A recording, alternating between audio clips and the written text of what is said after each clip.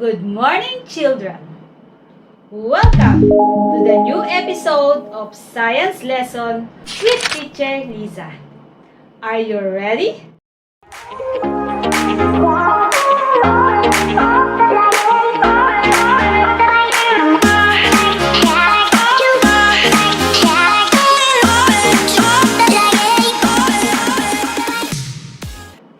For today's lesson, we are going to discover the interactions of living things in their environment based on their functions and roles.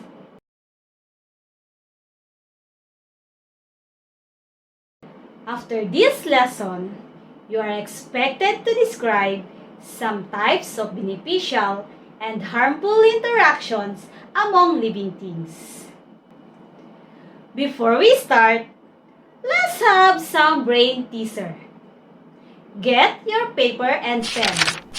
Try to arrange the jumbled letters to form a word that corresponds with its meaning. Are you ready? It is a relationship that exists among organisms. It could be a positive or a negative interactions. What is the word? The correct word is interactions. Very good. Next, jumbled letters, in which each two or more living things is related to the other or others. What is the word? The correct word is interrelationship. Very good. So this time, this is the jumbled letters. That means positive interaction. The word is beneficial. Next, jumbled letters, which means negative interaction. That is harmful. Now, children, it seems that you're ready for our lesson for today. Let's observe the video of butterflies and flowers.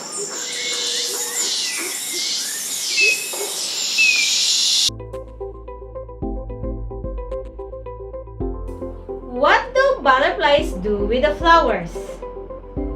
As they sip the nectar, what do butterflies pick up from the flowers?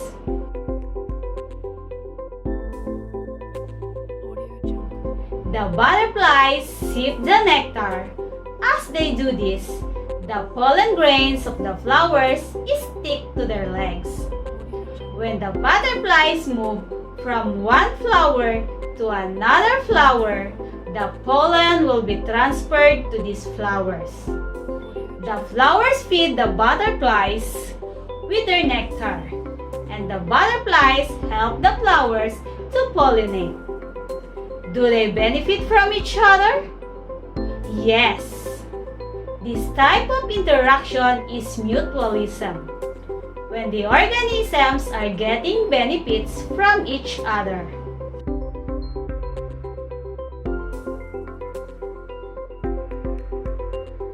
Let's observe in this video how orchids and trees interact with each other.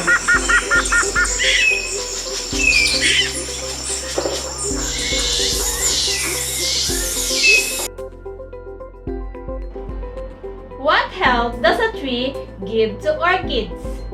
What is the importance of the orchids to a tree? The tree provides a place where the orchids grow, so it is beneficial, while the tree is not harmed nor affected. How can you describe their relationship? When one organism benefits while the other one is not harmed nor affected, the interaction is called commensalism.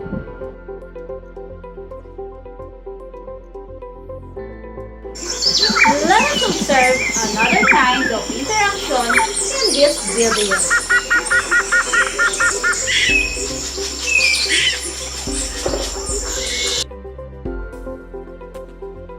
What is an aphid? What do aphids do with the leaves of the plant? What will happen with the leaves of the plants? The aphids suck the juices of the leaves, so the leaves of the plant will fall. Eventually, the plant will die. The aphids benefit from the interaction while the plant is harmed or affected.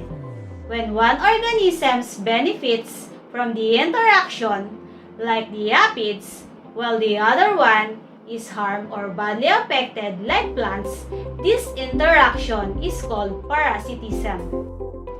The organism that usually benefit from the interaction is called the parasites, and the one that is affected is called the host. Let us observe another kind of interaction in this video.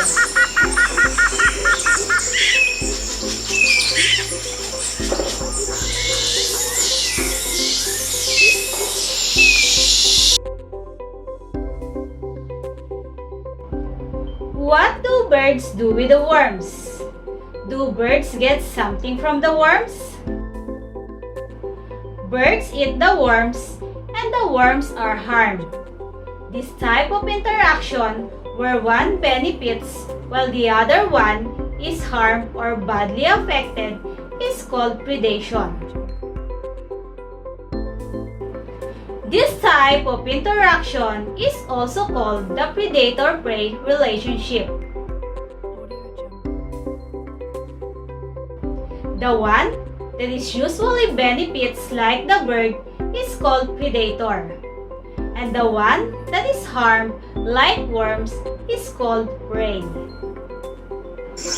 How can you describe the interaction between the lion and the buffalo in this video?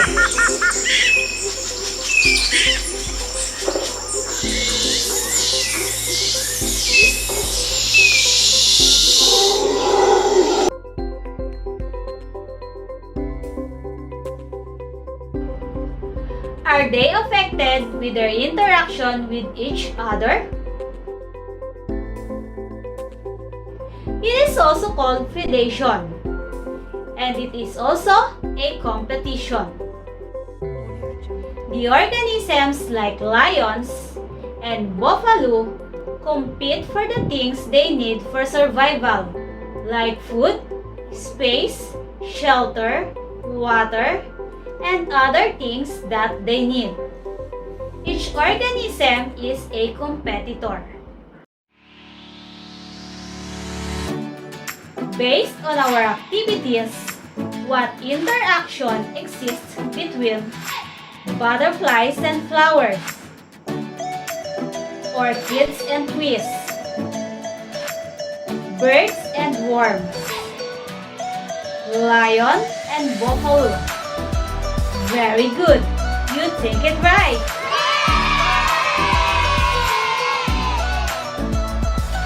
Which of the interactions are beneficial? Which of the interactions are harmful? Correct.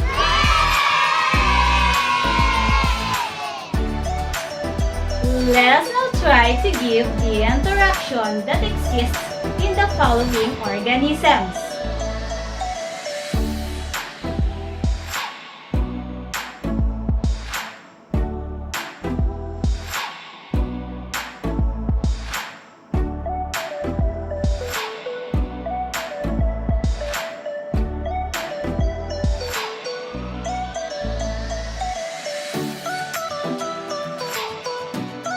You did it right! You're great today! Till our next lessons, children! Enjoy your day!